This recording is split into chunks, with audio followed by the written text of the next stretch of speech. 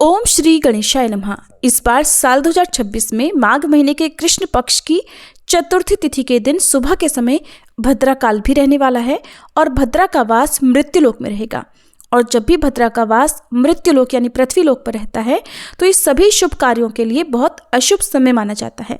इस दौरान यदि कोई भी नया काम प्रारंभ किया जाता है तो उस काम में बाधाएं ही आती हैं और भद्रा काल में किए गए कामों में नुकसान भी होता है। आइए जानते हैं साल 2026 में सकट चौथ यानी माघी चौथ कब है और जिसे तिलकुट चौथ भी कहते हैं।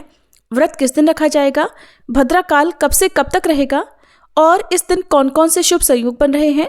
सकट चौथ की पूजा करने का सुबह और शाम का मुहूर्त क्या रहेगा और चंद्रोदय का समय क्या रहेगा।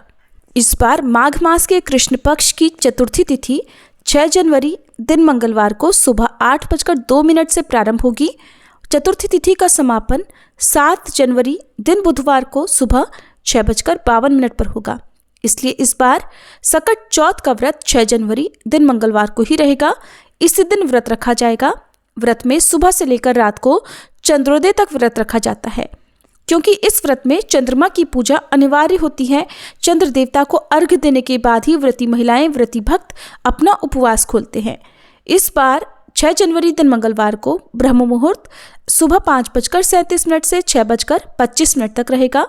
सूर्योदय होगा सुबह 7:13 तक और सूर्यास्त होगा शाम 5:51 पर।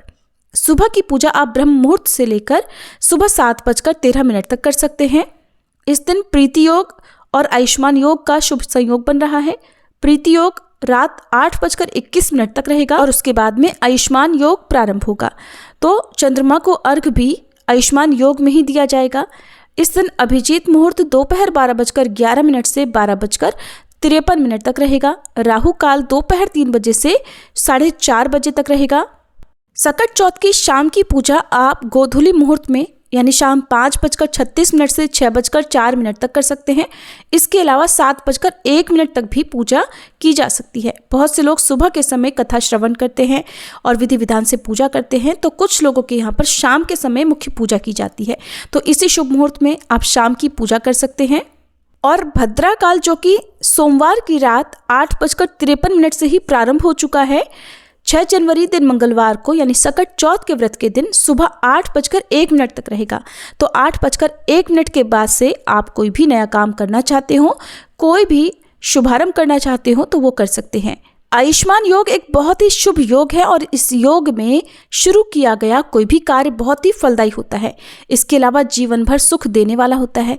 आयुष्मान योग में शुरू किए गए कार्य कभी विफल नहीं होते। ऐसे में अगर आप इस समय संतान संबंधी कोई भी खास उपाय करना चाहते हो, चाहे वो संतान प्राप्ति का हो या अपनी संतान की सफलता के लिए, उनके करियर के लिए या संतान को हर प्रकार की बाधा परेशानी से बचाने के लिए, तो इस योग में आप कोई भी उपाय कर सकते हैं।